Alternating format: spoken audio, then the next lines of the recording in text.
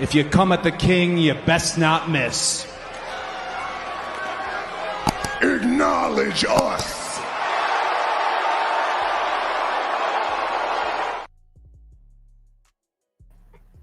Hey, this is the Red Carpet Reign. We are here to talk about top ranked Intercontinental Champions. We are talking about the best Intercontinental Champions in the history of the WWE and history of the championship. You guys don't want to miss this one. It's going to be a good list here. We got the top ranked list. We only do 10, maybe some honorable mentions. But we are talking about the great men that held this championship. The men like Razor Ramon, The Miz, Macho Man Randy Savage, Shawn Michaels. You know, you had guys like Don Morocco, Mr. Perfect, Triple H, The Rock, Stone Cold Steve Austin. You had so many men that held this championship. It's just so much of a history here with this championship. We'll talk more about it. In the past year, this year, we had a new breaking record of the longest reigning champion. As you can see on screen, Gunther, who's a part of this cover. There's just so many men held this title. It started from Pat Patterson back in 1979 to currently today in 2024. But there are so many men that have held this title. Now, before we get into it, you guys get the likes up.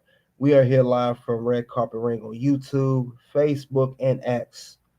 And before we get into it, I got a new thing I mentioned on my last stream. We got a new thing called a new tournament. This is a tournament revolving the best SummerSlam pay-per-views or PLEs ever.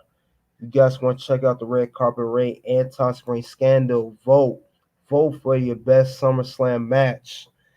Just like this, for example, you guys voted on, I will compare two SummerSlams, but this one here is 06 SummerSlam versus 07 SummerSlam. You guys voted for the 07 SummerSlam. Whatever SummerSlam you guys vote for, it will move on to the next round. And then to the next round, then there can only be one.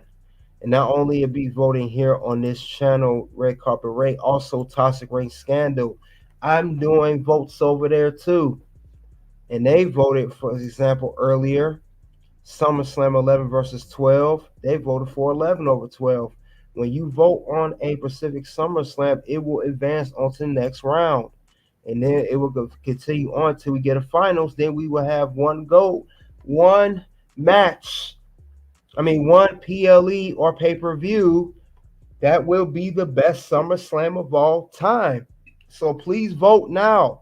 We've here at Red Carpet Reign and also Toxic Ring Scandal, aka KDH. So check both of those channels out and vote. And I'll be doing this until we get to one. There will be a quarterfinals, semifinals, and then of course we will get close to the or you said conference finals. So definitely check that out. But meanwhile, let's get back to the Intercontinental Championships. Let's talk about it. But this is Turnbuckle King TBK. We're going to talk about it. I will go over the list. Let's see who came to the ring before we begin. Tyler Helton, salute to you. Oh, okay. Tyler got his wrestling channel. That's the link. You guys want to check him out. You said go ahead and subscribe to my YouTube channel, post wrestling content on there. Okay, good luck to you, Tyler. Start your channel, I see. That's what's up, man. Meanwhile, let's get to the top ranked Intercontinental Champions, and we are going to dive into it, guys. Definitely going to dive into it. Let's talk more about it. And let's get the likes up. Let's continue to get the likes up here.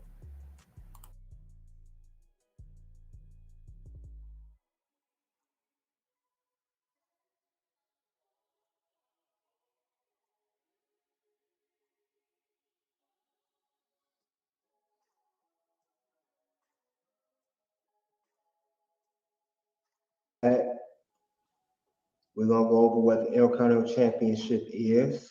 For those who do not know, we're going to also go into the top 10 champions and honorable mentions.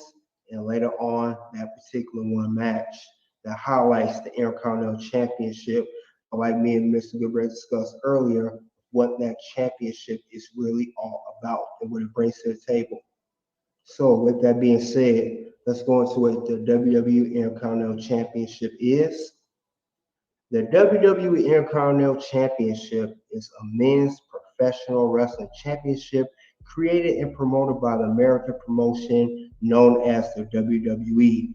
It is defended on the Raw brand division. It is one of the two secondary championships for the WWE main roster, along with the WWE United States Championship on SmackDown. Like me and Goodbread stated, it is a secondary championship. It is a mid-card title to a stepping stone before you become a world champion, whether you're a WWE champion or the world heavyweight champion or whatever, That's what this title is. One of the two titles, also United States Championship. But with that being said, let's go into number 10. Number 10 champion, we are going to go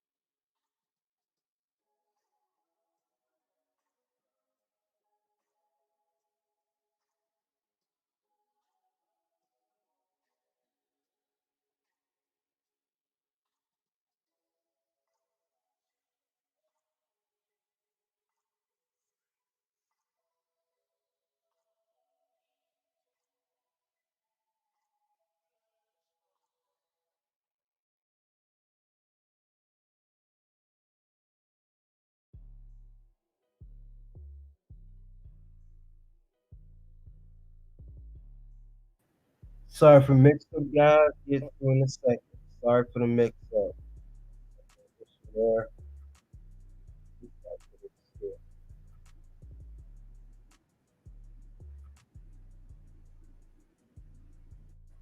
See who came in before we get back to this list. Figure 4 TV. Can you guys hear me now? I'm here. Mr. Approach, CeeLo. Let's continue on, guys. We're going to get to the number 10 list of the Intercontinental Championship. You guys can hear me? All right, cool. Just had a little hiccup there. We good, though. We always good. So let's get back to it. Let's get back to the list here.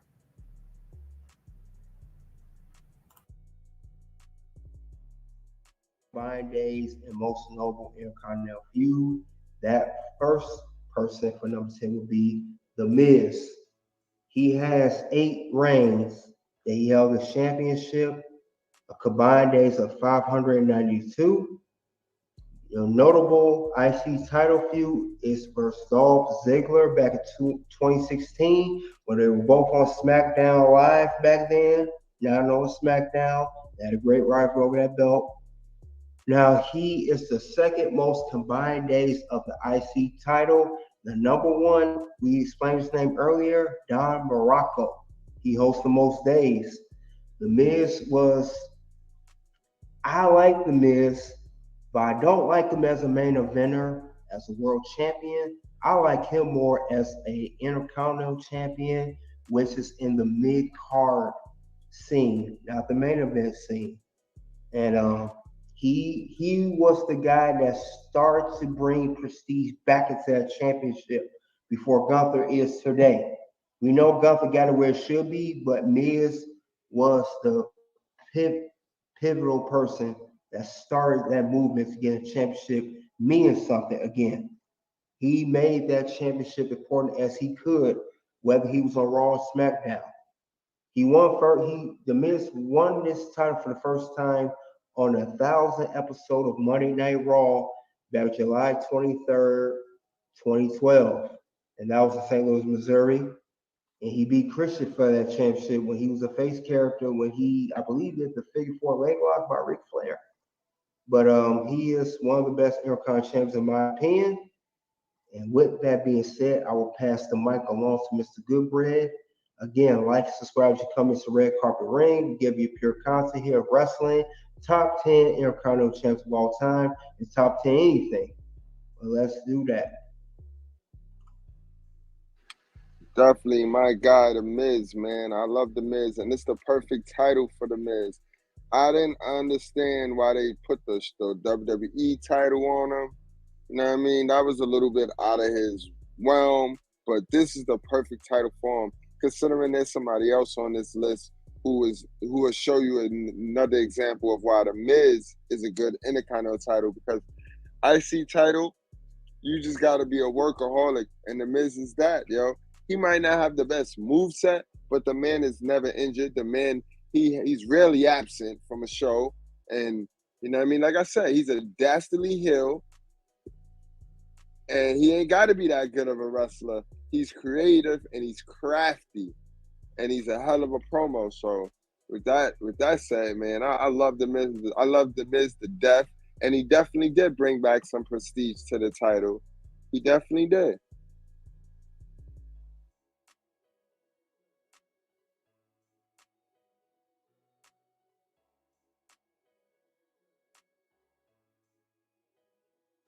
You muted, big bro. You muted, big bro. My fault. I don't want to, no pun intended, but I have to play this. And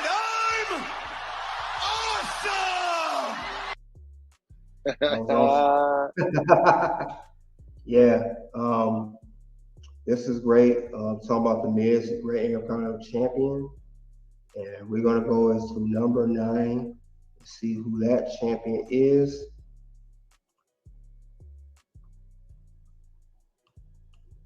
So number 9 for champion who deserves this. Let's see who's the champion there. That was a great IC champ. And that is Chris Jericho. Now, he held the championship 9 times, more times than anybody to this day. Even though he's not with the company no more, he's at AEW doing his thing over there. Combined days 311. Notable IC title feud was 2. He has 2 on here. One was not listed. I will name it. The first was with Chris Benoit back in 2001. They had a ladder match for that championship and Ray back and forth. He also had a great feud with Rey Mysterio. If you look in his other hand that's not holding championship, that is a mask. He had a great title versus mask against Rey Mysterio back in 2009 Extreme Rules event. Him and Rey Mysterio had a great feud. Chris Jericho, this is why he's one of the GOATs. Not only was this guy a great heel, cut great promos, and a great world champion, he was also a great Intercontinental champion. Because Chris Jericho, people forgot, he is one of the guys that had a mid-card championship first before he became world champion. Let's hold the phone. We got a super chat here. Got super chat. Figure 4 TV sent super chat for $4.99. Said, vote at SummerSlam polls. We need your input. And he is talking about these polls here. We vote on the best SummerSlam, with SummerSlam better on both Toxic Ring Scandal, aka KDH, and here at the Red Carpet Ring. So salute to Figure 4 TV. Salute to him. I appreciate that. Let's put the one soundbite that he likes. But let's salute to him. Let's put out Open Mic Night 499. Salute to you, Figure 4 TV. Appreciate your support. Who the hell told you tonight was open mic night, bitch? So yes, salute to him. We're gonna continue on and let's talk about Chris Jericho number 9 for top Intercontinental Champions. Chris Jericho was that guy. He worked his way up, and even after he wasn't world champion anymore, he still won the Intercontinental Champion, and he still did the best he could to make it relevant to the best of his ability. Now we know that the Intercontinental Champion at this point was a joke, a peon, I might add. But when Chris Jericho, when he held the belt, he took it seriously as he could. And it's funny because he did an interview a while back. He was talking about WrestleMania 29 or 28. I think it was 29. He talked to Vince McMahon about the Intercontinental Championship. And Vince McMahon said in his words, I quote, no one gives a fuck about the Intercontinental Championship. And that's part of the reason why this title didn't devalue all these years, because Vince McMahon did not care about it. So I'm glad it's not like that anymore. But Chris Jericho really is saying he's Intercontinental Champion, and he deserves to be on his list.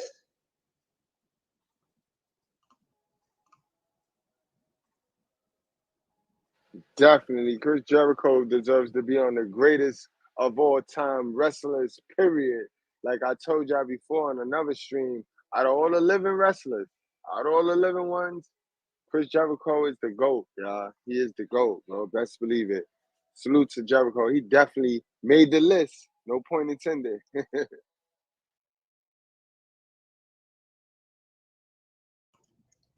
That's funny you said the list. I forgot about that. He even put that over. That's why I said what Chris Jericho cannot do. You know? You just made the list!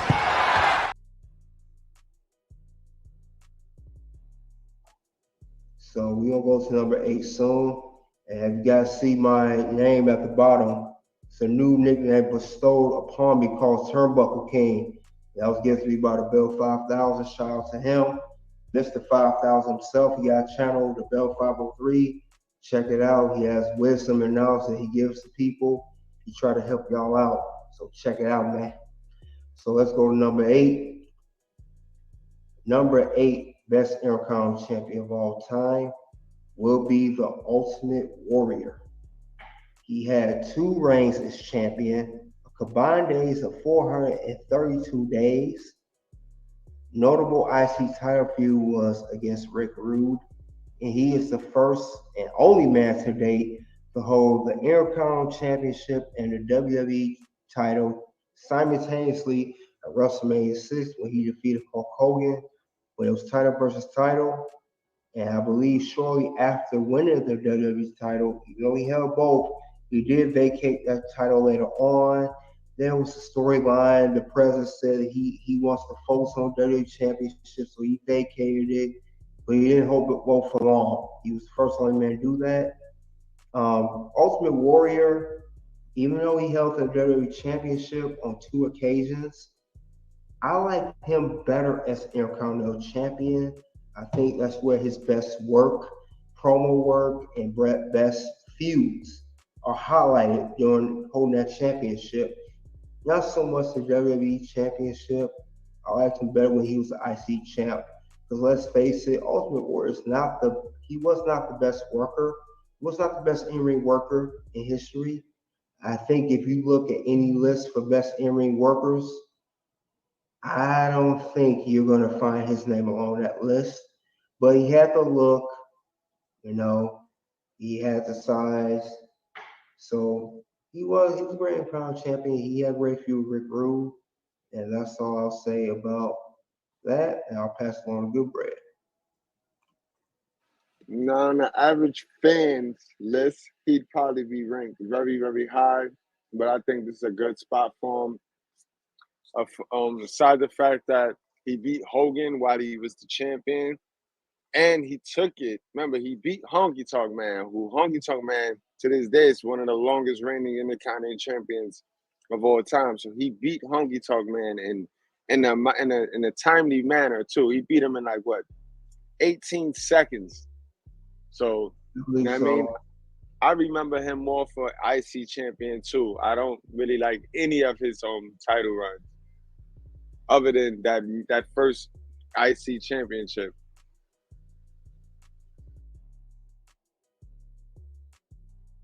Yes. He was better as an Intercontinental champ. And here's the thing: everybody can't be a great world champion. Just because, like I stated, when you win Intercontinental Championship, it sets you up to become a world champion. You know, it's a 7-stone title, IC title. Don't mean you're gonna win the WWE title. Don't mean you're gonna be a great WWE champion. And Warrior was one of those guys. He just wasn't the greatest WWE champion. He did win, but he's not in my opinion. So that doesn't always mean the case. Everybody can't make that transition. You can't be a mid card to main event. Some people get stuck in the mid card.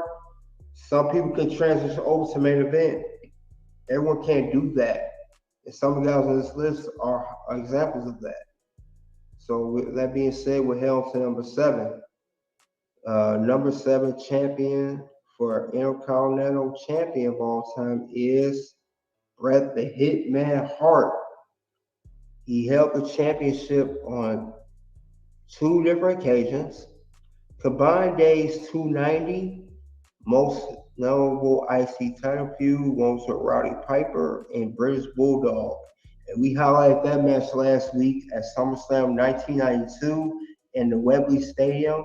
We described that match and we described behind the scenes. Check out that top 10 SummerSlam wins and also top SummerSlam scandals on Top Ring Scandal. But he was he's still great Intercontinental champion. Still great Intercontinental champion nonetheless. He was one of the guys that did make the transition from mid card to main event scene, and he did things as Intercontinental champion, especially a guy like Bret Hart, who started his career as a tag team specialist with the Hart Foundation. You know, he went from that to a mid card to a world champ. That's why Bret Hart is always and will be highly respected, in my opinion, as one of the greatest professional wrestlers in history. And this is a pure example of it. Any championship he held, he put meaning behind it. And this is no different with Intercontinental Championship. He had great feuds with Roddy Piper and British Bulldog. So I will pass the mic along to you, Good Bread. Yeah, Bret Hart was a great Intercontinental champion. Nothing else to go over with that. You know what I mean? I remember he lost to the Mountie because he had a 110-degree temperature or something like that. It was crazy.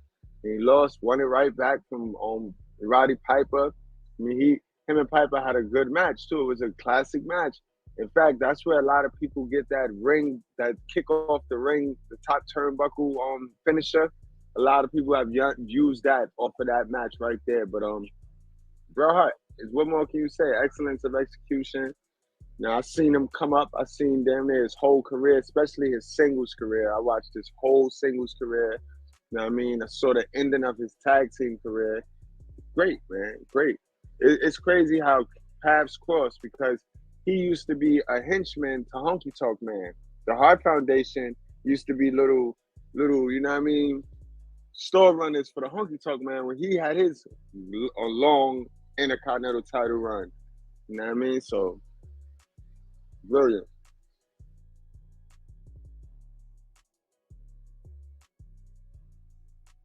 Yes, that's very true. Very, very true. And people, y'all need to realize Bret Hart, like I said, is one of the best. If you don't realize, you better recognize. Bret Hart's one of those guys. Now we're going to head off to number 6. So number 6, Intercontinental Champion. Who is that guy? It is the current Intercontinental Champion, and we mentioned him not so long ago. Gunther himself, current Intercontinental Champion. This is his first title reign. Combined days 385 and counting. His most notable IC title feuds with Sheamus. They had a classic this past year at the Clash at the Castle. It was a 5-star match by Dave Meltzer. One of the best matches not only of Gunther's career and also of the Intercontinental Championship run, but also one of the best matches of Sheamus' career. He actually brought Sheamus back to prominence. He made himself look good, the title look good, and Sheamus. Sheamus not had this much recognition in years since Sheamus was the world champion. And he also had a great triple threat match with Sheamus and Drew McIntyre at WrestleMania 39 for the Intercontinental Championship. That was also a great championship. Now, if you want to check out WrestleMania 39, Night 1 and Night 2, I have it on my Rumble, Red Carpet Ring on Rumble. If you want to check that out, I have that whole match on there. You know, you all have Peacock. So that's just a little side note for you guys. But also, we got to talk about Gunther's great Intercontinental Championship run when he won the title. Setting up Ricochet for a power bomb. Stacks him up. Covered by Gunther. He's the new Intercontinental Champion. So yes, that's Gunther when he won the championship. And now fast forward, he is the longest reigning Intercontinental Champion at 666 days. Salute to Gunther. We'll talk more about his run right now. Let's get back to talk about his run.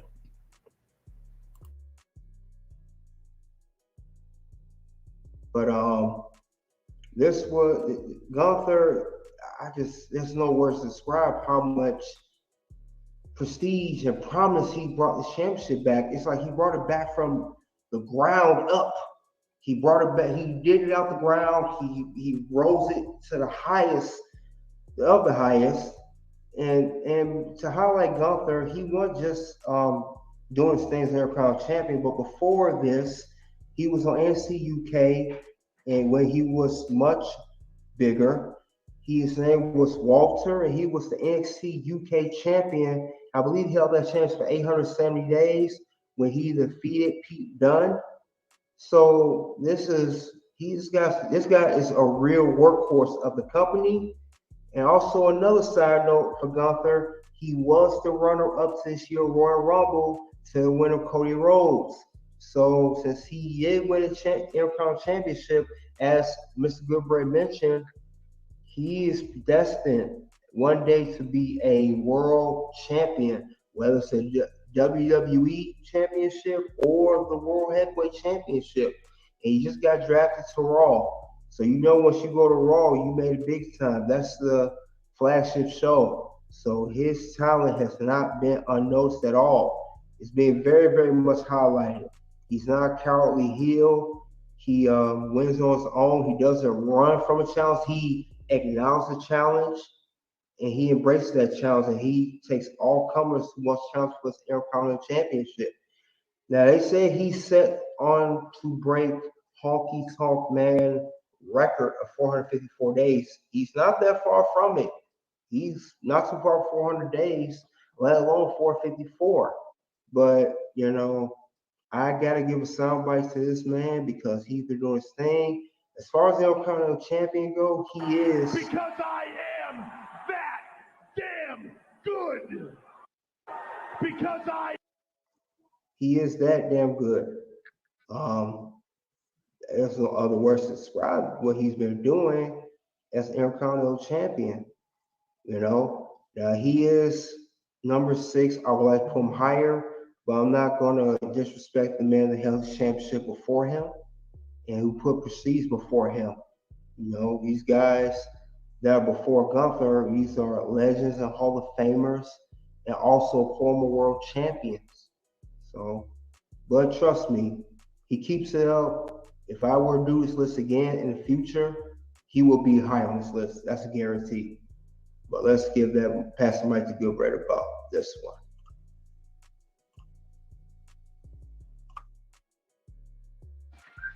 Definitely, bro. Gunther would definitely be on the future list as one of the greats. You know what I mean? Look what he did. Everything the man touched, like you said, he turned to gold. The man was the UK NXT champion. Then he became the NXT champion. And man, when I first saw this dude, I'm like, yo, this nigga is the this nigga is going to the main roster. He's gonna be the dope. For a while, I've been screaming him versus Brock Lesnar. Him versus Brock Lesnar. This could have been the guy that beat Undertaker for the streak. Like, this could have been this guy, and now that they're doing him right, he still can. This is the guy that they need to strap the rocket pack to his back and let him beat on Seth real quick and take that title. That's the future match. He's the future champion on Raw, and they probably just wait until he break the record so they can remove Honky Tonk Man.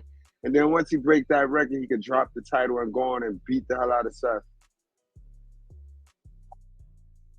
I can't wait for that day to happen because Seth Rollins has not done nothing with that world championship to make exactly what I thought it was going to be, a secondary world title.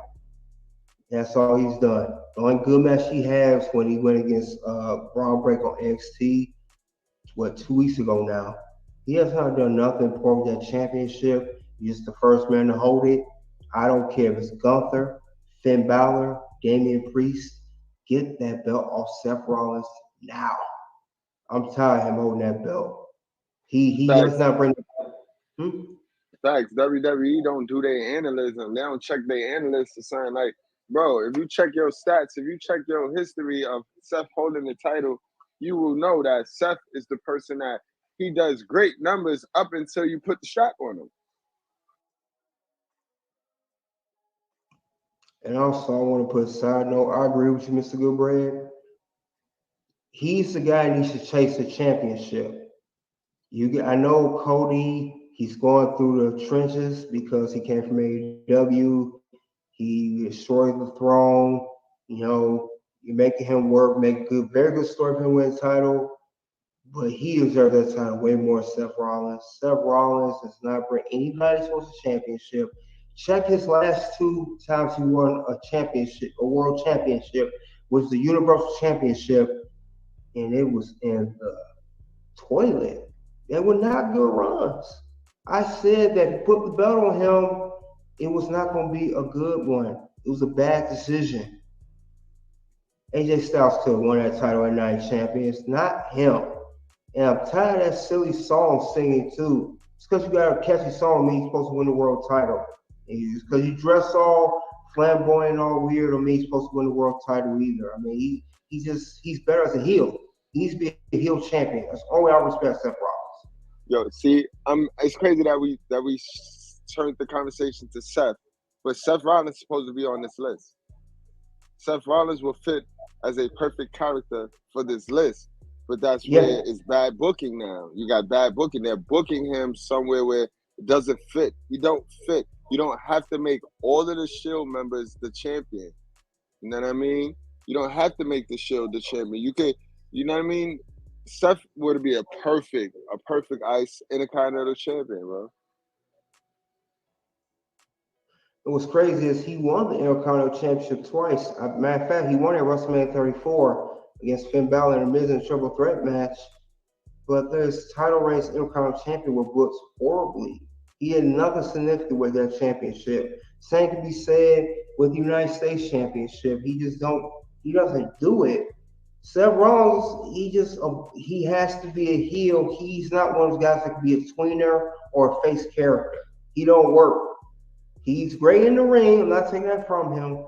But as far as winning a championship and being the top champion, no. And I know they said when they introduced this new World Heavyweight Championship that he was going to be a fighting champion and they wanted to defend it as so deserving.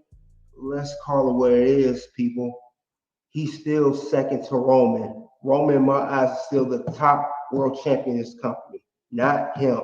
That World Heavyweight Championship right now is just like this Intercontinental Champion and United States Champion. It's a secondary mid-card title.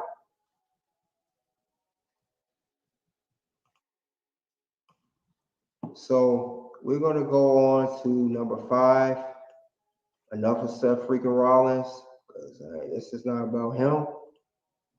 So the 5th Intercontinental Champion of all time will be the legendary Mr. Perfect. He held championship on 2 separate occasions. Combined days of 404. The most notable IC title feud was against Bret Hart in Texas Tornado. We highlighted this match last week, how he faced Bret Hart at SummerSlam 1991 for Intercontinental Championship, despite the fact that Mr. Perfect was wrestling with a bad back. They still put on a classic match, and he also made Bret look good for his transition to a single star and having an Intercontinental Championship as his first singles championship. And he also had good feud with Texas Tornado, which, for those who don't know, Kerry Von Erich, of the famous Von Erich family. But other than that, Mr. Perfect is one of my favorite Intercontinental champions of all time. I wish he would have won the world title, but obviously that didn't happen for various reasons because of his, backstage drama. And we I touched on that already, but he's still one of the greatest Intercontinental champions of all time. He made the title look prestigious, and that's why he's one of my top 5 of the list. And I'm gonna pass the mic along to Gilbert regarding Mr. Perfect. Yep. Perfect falls into the category of a tragedy of Hulk Hogan, you know what I mean, and a tragedy of Vince, because his dad owned some territory, Larry the Axe Hennig. So I don't know, but Perfect could have been number 1 on this list, bro. But again, this is a tough list, bro. A tough list, bro. And he's from the heart of the era where the Intercontinental title sometimes was better than the world's title. Think about it. At that SummerSlam that we highlighted him, that was the main event title for that title because the world's title was in a tag team. Think about it. You know Absolutely. I mean? That was the era that Intercontinental title was at, where the Intercontinental title could headline the show. Remember, Wembley Stadium, Intercontinental title headlined the show.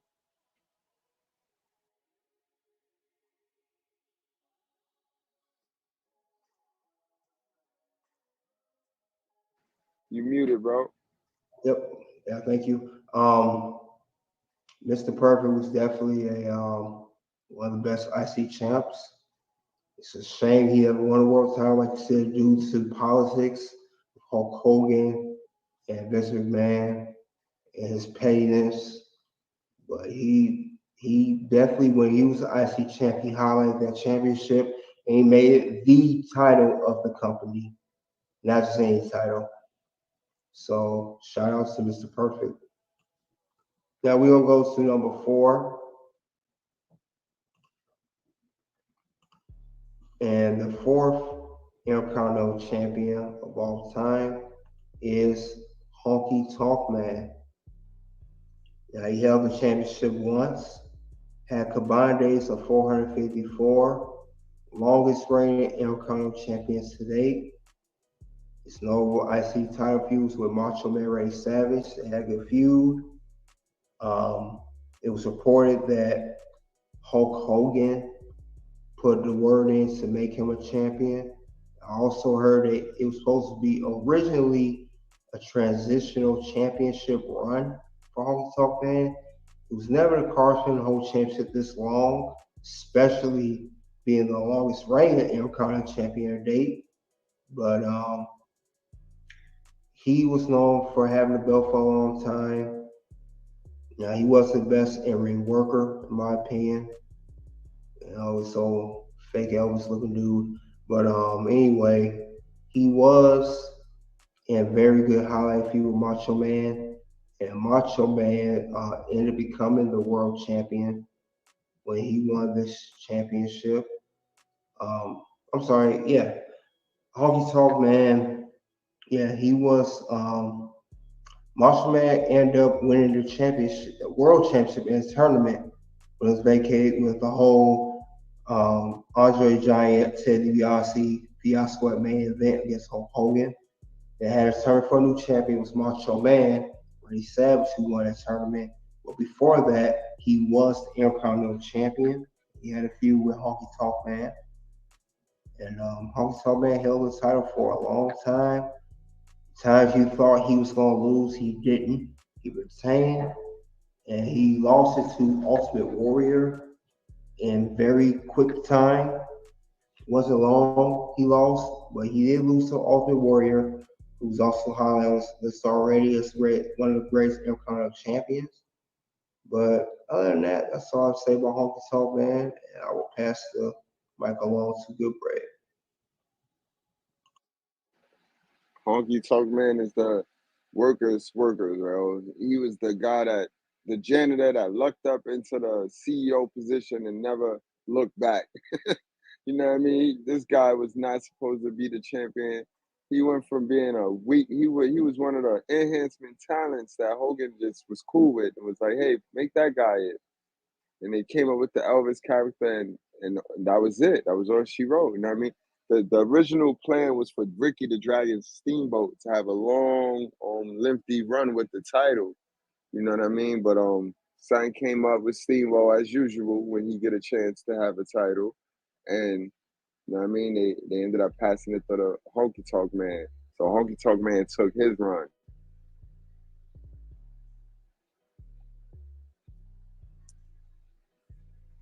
Well said, well said, well said.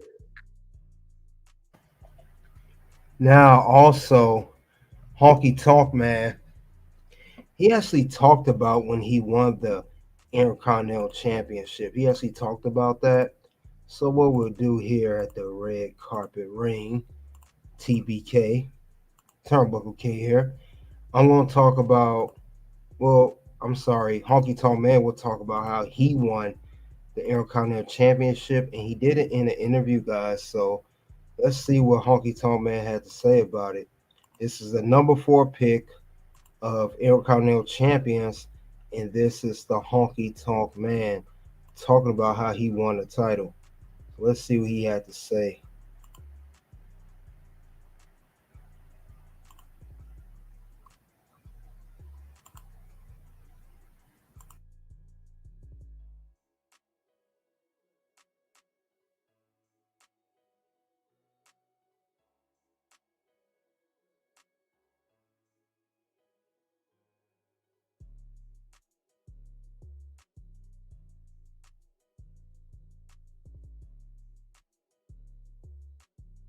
That is crazy. That Honky Tonk Man, he talks about how he won the title, how they looked at him, as Good Brett mentioned, and that was it. He got the title, and Honky Tonk Man said that there was apparently some animosity.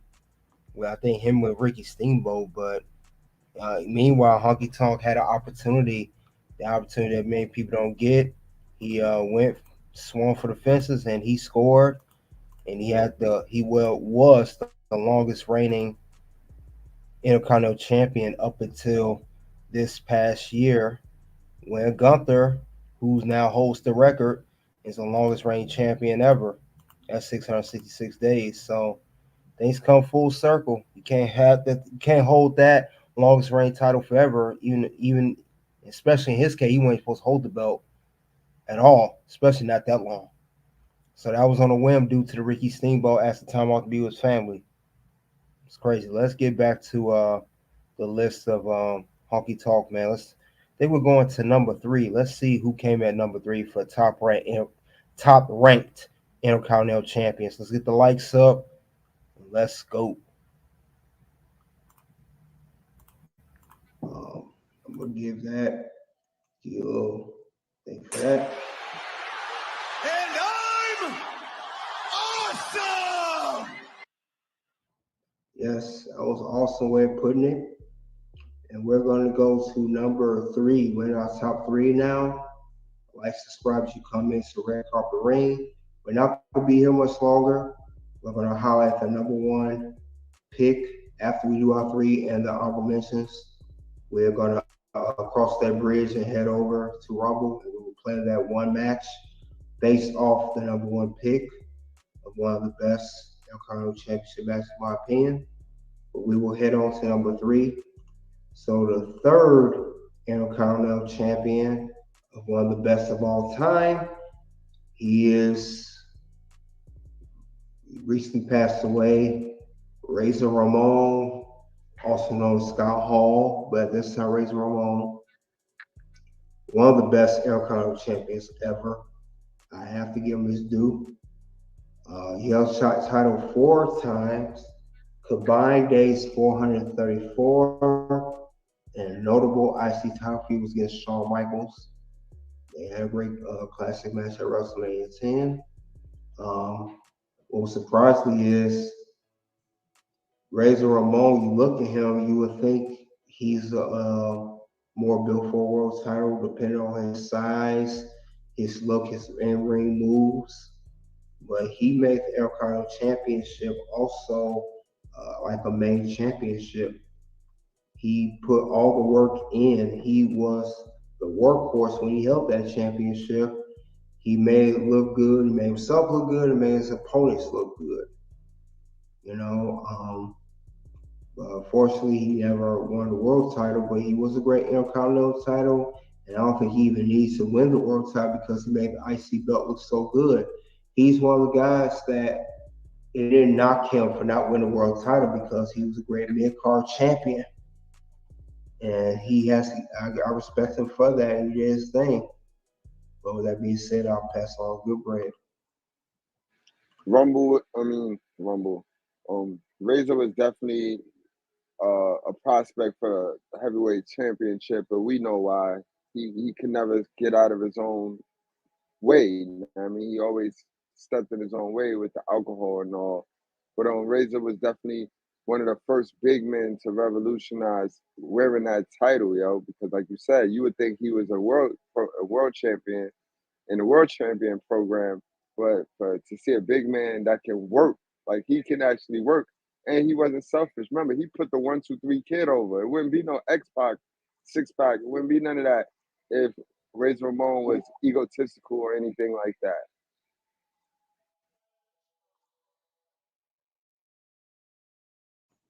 Agreed. We'll go down number 2. And before we go to number 1, we will have honorable mentions that I will mention. There are a few men that at one championship I will highlight. We'll hop on number 2 first.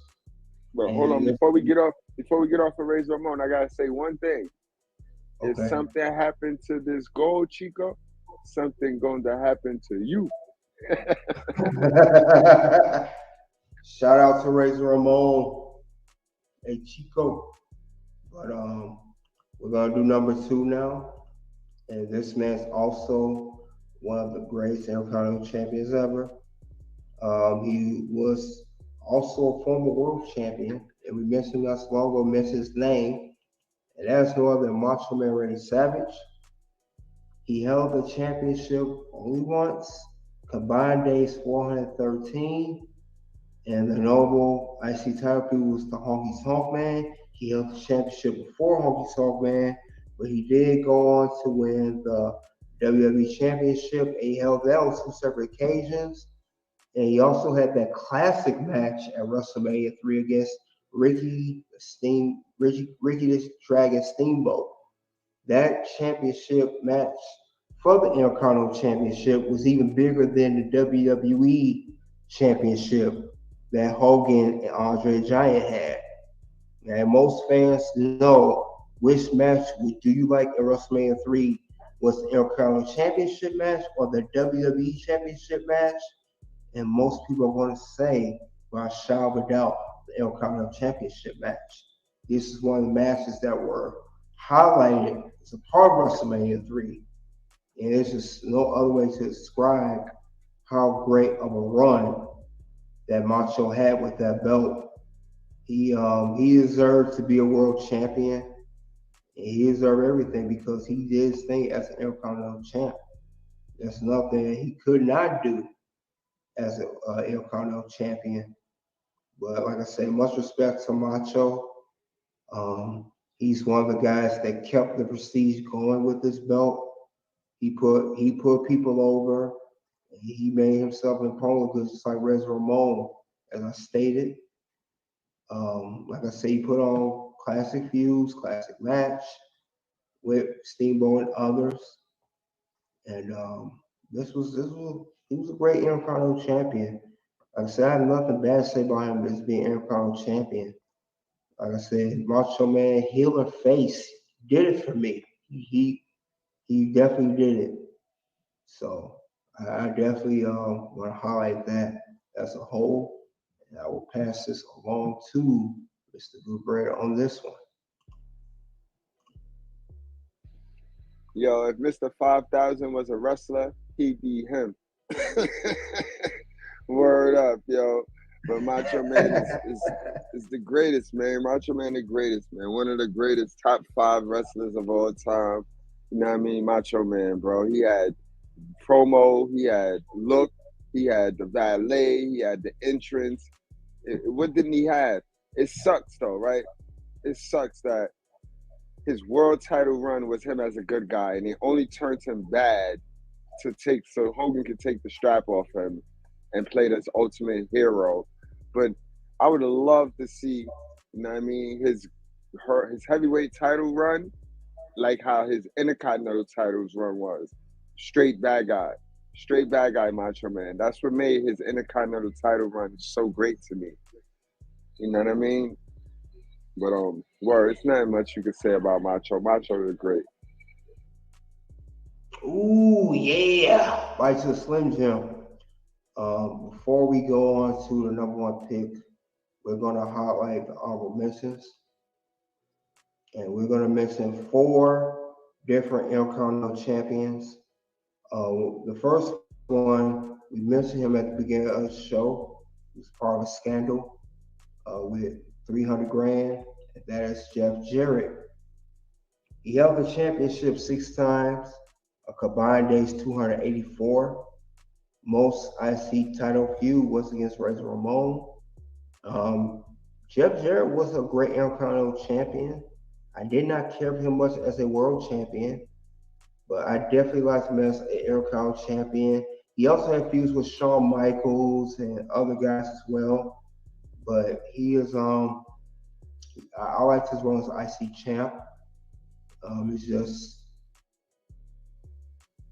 you know, he's not a world. This was a perfect title for him, and I think world title that was put on him in WCW and later Impact did not do any due diligence for him. I think he was good just as a Intercontinental champion. That's my opinion of Jeff Jarrett, but I'll pass along to Red. Jeff Jarrett is a classic spoiled brat. You know what I mean? Vince did him wrong, but still don't take away the fact that Jeff Jarrett thought he was better than what he was because his father and he knew the business. And you know what I mean? At the end of the day, fans make the athletes.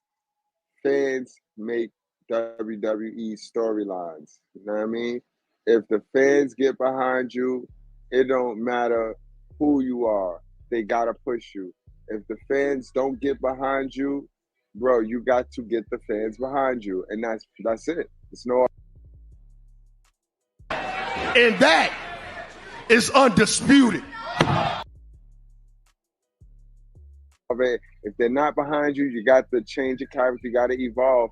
And he kept wanting to do this country cowboy, old school 1980s character, and it put a ceiling on him. It put a ceiling on him for that IC title. That's why every other title he put on looked funny on him. I gotta give you your due, man. Because I am that damn good. That's true. Jeff Jarrett, Always thought he was better than what he was. He didn't want to play by the rules. And I want to make a side note. He did win the on record, I think, 13th time or 10th time NWA TNA World Champ because he owned that company at the time and he booked himself to win the belt. And if it weren't for that, he would never win a world title, especially at many times. Let's be realistic here. He's a fake Jeff Jarrett strutting guy, doing figure four leg lock or a country person. Like I said, he's a boring character. But I did like him as Intercontinental Champion. And I even liked him starting the TNA Impact. I respect him for them two things, and that's it. Nothing else. I Now, just I just like the feud he had with Stone Cold. That was real. That had some real remnants to it. And Stone Cold did not like him. I heard about that. Yeah, I heard about that.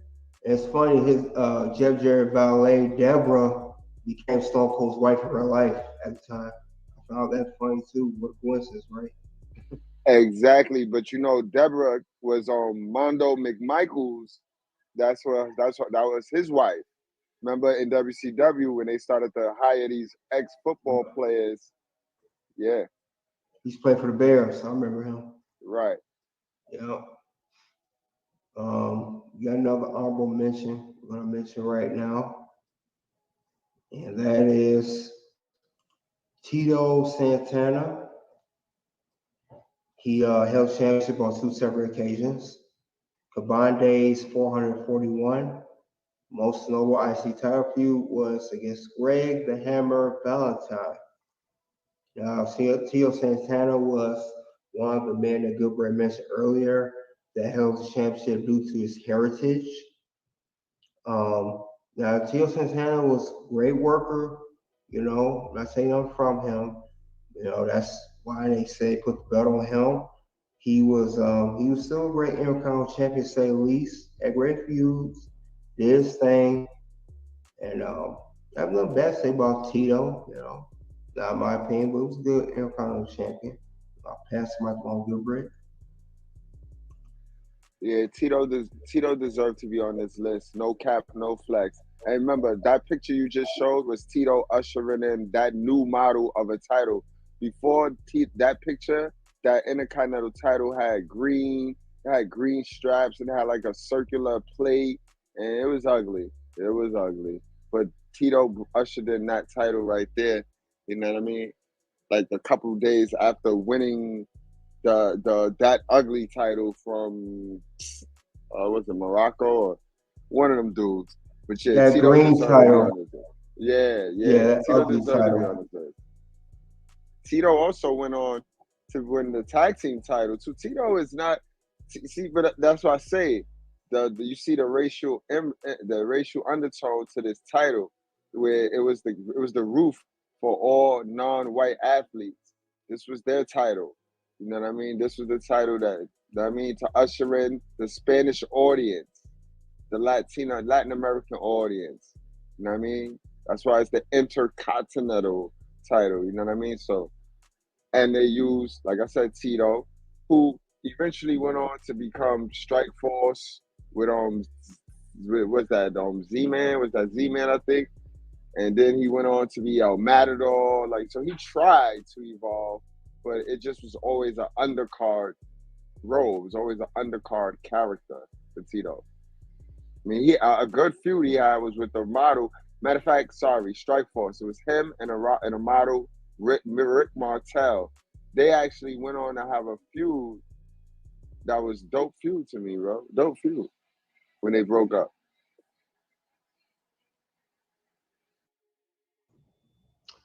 Yeah, you have to put some facts in there. Um, yeah, it was definitely Intercontinental Champion. WWE definitely knows how to use people to get what they want. To market, they're all about marketing people. So they know for that. Exactly, man. They acting like they want to put the strap on Selena Vega. That's what they acting like. Mm-hmm. They want to give Yeah, her the money in the bank and then put the strap on her for the Puerto Rican audience. I exactly. wouldn't mind that. I don't mind that. I like Neither. Selena. I like Zelina too. Yeah, I like Zelina Vega too. Reports say that LA Knight's supposed to win the men's Money in the Bank, or I heard Logan Paul may not win just there for ratings, because he's a Yeah, popular star. and that sets up the whole Royal Rumble joint with him and Seth Rollins, bro. That sets it up. You know what I mean? He cashed in on Seth. You know what I mean? Anybody, just take the title from him. Please. LA Knight too. If LA Knight wins, just cash in on Seth. Do not cash in on Roman. And I don't do this whole you cash a world title garbage. Just cash a world title. Let's call it what it is. So like I said, Tio Santana definitely another great world champion. We're gonna highlight two more, and then we'll get to number one. And this one is Ricky the Steamboat Dragon. He had one reign as Intercontinental Champion. He won it from Macho Man Randy Savage at WrestleMania 3, as we said earlier. Combined days 65, and that was his most notable feud with Macho Man Randy Savage. As Goodberg said earlier, he did not have a long title run due to personal issues with his wife and family at home. He always had to take time off after winning a championship. Now, Rick Steamboat is one of the greatest professional wrestlers of all time. He's never got his shine due to personal issues, but he was a great. He's highlighted as an Intercontinental Champion. Nonetheless, he is a former NWA champion. He's not a former WWE champion. And he's one of the guys I highlighted that was a very babyface character, never won a world title, a WWE or World Heavyweight Championship. He's one of those guys. Even though he was an NWA champion, well, I didn't highlight him as much, but I did mention he still didn't win the WWE or World Heavyweight or WCW title. He did win NWA, but that was it. But he could have won more championship runs. He could have held more different championships besides the NWA. But other than that, the Intercontinental Champion, he should have held this belt way more than just once. And it could have been more days than 65. I mean, that's only 2 months he held a championship. And back in those days in the 80s, that's like holding it for a month. They had long title reigns back then. But I like Ricky the Dragon Steamboat. He a legend, nonetheless. I'll pass it along to Goodbread regarding Ricky Steamboat. To me, Ricky Steamboat is one of the most underrated wrestlers in terms of accountability. Like being able to count on him. You're not going to be able to count on Ricky Steamboat. Like I told you earlier, Honky Tonk Man was pushed to that because Ricky Steamboat was in contract dispute at the time with WCW because he wanted to be closer to his family, and WCW was a Southern style promotion, while WWE was North style. So he was playing he was straddling the fence, so they just threw the title on Honky Tonk Man. Then he wins the title from the Macho Man, and 2 months later, family issues, he had to leave. And you see what I mean? That's why I think they had the tournament where, who was it? Was it Mr. Perfect? I think it was Mr. Perfect that won Mr. Perfect won the tournament from the Ultimate Warriors vacancy. But who beat Steamboat? That's a good one. Who did beat Steamboat? Or did he drop the title and then they had it was not the Mountie. The Mountie beat Bret Hart. The Mountie beat Bret Hart. So I gotta find out. It was vacated. Right. Or did Macho take it back? Macho had the belt once. Yeah, so right. Macho went on to win the world's title.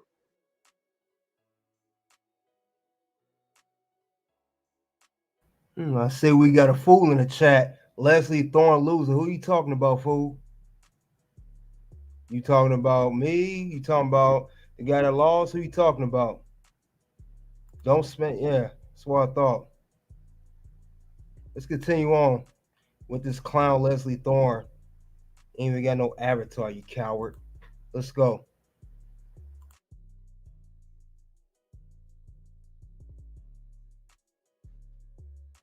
So Steamboat I think he might have even left it vacant. I think this nigga is crazy, bro. Yeah, I think who won was let me check now. Um,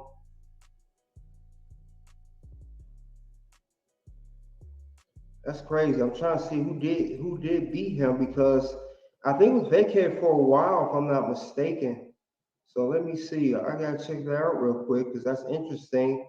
You brought that up. I believe. Oh, Honky Talk Man. Honky Talk Man beat him. Yeah, Honky Talk Man beat him. Yeah, That's Honky right. Talk. I Yeah, thought yeah, Hunter yeah. beat Macho Man. No, Honky Talk Man beat Steamboat. Who did Macho Man lose the belt to then? Let me check Macho here. Belt left it to Ricky Steamboat. Macho lost it to Ricky Steamboat. That's right. He lost to Yeah, Steamboat. right. So Yeah, that's what it was. yeah, Remember, so that's what it was. I remember I told you the Steamboat was projected to have a long run with it, and then yeah, family issues, family issues. But yeah. Because Warrior beat Honky Talk Man. I hmm made a mistake earlier. Macho lost the belt to Ricky, not Honky Talk Man. Honky Talk beat Steamboat, not Savage. right. And I made a mistake earlier too. I s- no, I said it right. Honky Talk beat Steamboat. And Right, some way down the line, I thought I said Tito Santana. Or I might have said Tito, but now we on point. Facts is facts. right. And we have one more honorable mention. I will mention the held the championship. That's Rick Rude. He held championship once, combined days 147. Notable IC title feud was with Ultimate Warrior. Now, if you look at his attire, he's the first champion, first wrestler I saw that put championship around his attire, the aesthetics of championship. Now, he was a great Intercontinental Champion, but he did have a good feud. I know him and Ultimate Warrior had backstage real life real drama, and had a fight and everything. And that's discussed on Toxic Ring Scandal. Check that channel out. But he has to be highlighted, you know. And that's all I say about Rick Rude. You want to take it over, good bread? Yeah, Rick Rude was a locker room like he was a locker room protector. He was the locker room leader before the Undertaker. How about that, guys? So that's why he goes down as, you know what I mean, one of the most memorable Intercontinental champions, even though his run wasn't long and all his real great accomplishments happened in WCW. Me personally, I don't count nothing he doing in WWE because the only thing he did to me was beat the Warrior. He was the first man to beat the Warrior after like 2 years of Warrior being undefeated. You know what I mean? But his gimmick was that dope entrance. What I like to have right now is for all you, whatever the city was, and then he'll say the sweat hogs to close your mouth, and then he'll just take over with the ladies, yo. He'll take over. So, you know what I mean? Rick Rude, he was memorable because his entrance and his ring gear. You know what I mean? But other than that, he kind of was like, Val Venus. Val Venus was a knockoff to Rick Rude. You know what I mean? Hello, ladies. Yeah. Val Venus was a cool knockoff. And for a while, I thought Bobby Roode and Rick Rude was related, but they not. You know what I mean? No. Yeah, unfortunately, Rick Rude did not wrestle long. He has retired early because he had a bad neck. And I know he passed away at 40 years old due to the drugs he was taking. But I know he's more known for WCW. He's a former WCW champion. But with that being said, we're gonna head off to number one. Who's the number one pick? And we're gonna do that right now.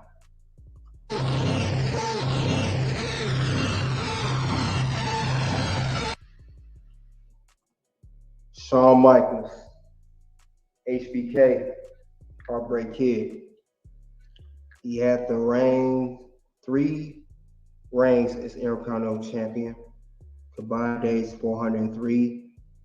Most notable IC title feud was against Razor Ramon. He did feud against Marty Jannetty, and they also feuded with Jeff Jarrett. But his most notable was with Razor Ramon. This Shawn Michaels, when he first, like Bret Hart, he starts his career as a tag team specialist with the Rockers with Marty Jannetty. And, we all know about his famous barbershop heel turn with turn on Jannetty, became the Heartbreak Kid, flamboyant, cocky, arrogant dude. Before he was a world heavyweight champion, he was a Intercontinental champion. He had great feuds. He was even a tag team, as his bodyguard, Diesel, known as Kevin Nash, called Two Dudes with attitudes. They won the tag team championship. So, but he had a great singles run. He's actually more prominent as an Intercontinental champion than he was a WWE or World Heavyweight champion for that matter. So, much respect to Shawn Michaels as an Intercontinental champ. Now we all know that there was backstage politics with Shawn Michaels back in the '90s. How he, was hard to deal with. He didn't want to put certain guys over, and backstage fights as well. But he still was a great Intercontinental champion, nonetheless. That being said, I want to highlight that, show that he was a good champion. And I will pass the mic on Good Bread. HBK, man, Heartbreak Kid. He had it all. He had everything, man. And he personified the IC title, bro. He made it what it is. Like, he kept it up. He kept it up. He kept it up. He kept the prestige up. Can't knock that, man. And man, let's get on. I'm ready to see the show, man.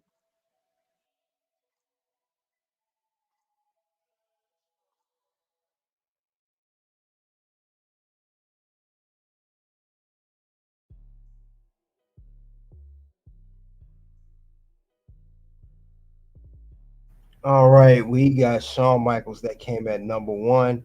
If you guys remember, this was Shawn Michaels on one of his Intercontinental Championship title wins of his career against when he won against, I believe it was British Bulldog. Oh, wait a minute.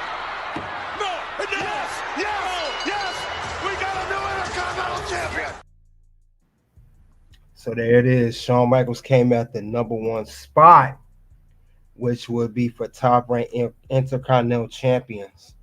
I appreciate you guys. We went over this great list of the great Intercontinental Champions, of the current wrestlers, retired wrestlers, Hall of Famers. Some are not even here with us today. For example, Razor Ramon, a.k.a. Scott Hall, rest in peace to him, and others. But other than that, though, that's all I have for top-ranked Intercontinental Champions. You guys, if you're on the playback or chat, you let me know who you ranked as the top Intercontinental Champion and how would you do your list from 10 to 1. Greatly appreciate it. And like I said before, have that new tournament out. Please check that tournament out. And if going, please vote on the best SummerSlam matches, not just on Red Carpet Ring, but also on Toxic Ring Scandal. And we're going to come up with a good of which SummerSlam pay-per-view or PLE is the best. Soon to videos will pop up for Red Carpet Ring content. Check the videos out. There'll be two selected below. It could be random content of anything that's going on with pro wrestling. You guys already know what it is. It's OUNT.